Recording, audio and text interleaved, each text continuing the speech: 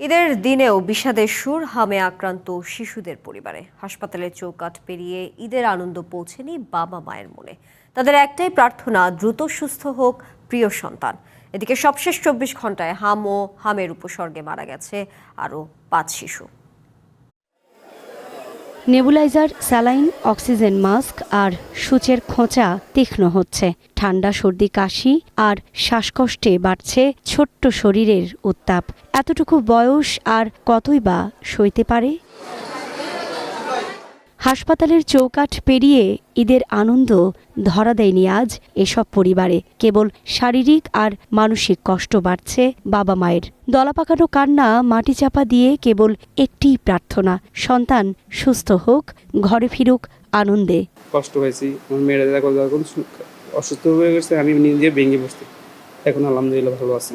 আল্লাহ তাআলা যে ওরে বাঁচায় রাখে, জীবনে আমার হায়াতে আমি বেঁচে থাকলে অনেক ঈদ করতে পারবো।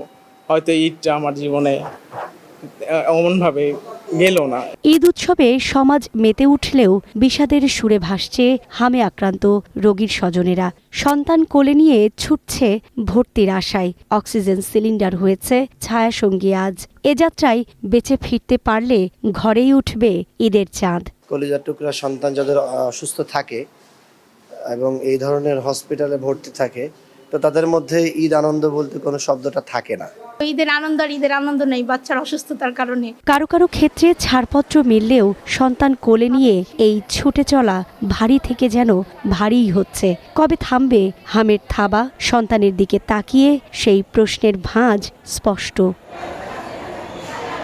গত 24 ঘন্টায় হাম ও হাম উপসর্গ নিয়ে মহাখালী ডিএনসিসি হাসপাতালের জরুরি বিভাগে এসেছে 148 জন এবং নতুন করে ভর্তি হয়েছে 90 জন। অন্যদিকে সুস্থ হয়ে বাড়ি ফিরেছে 127 জন। হামের সংক্রমণ রোধে কর্তৃপক্ষের আদেশে বহিরাগত প্রবেশ সাময়িক সময়ের জন্য বন্ধ করেছে। সুকন্যা আমির, ওয়ান নিউজ, ঢাকা।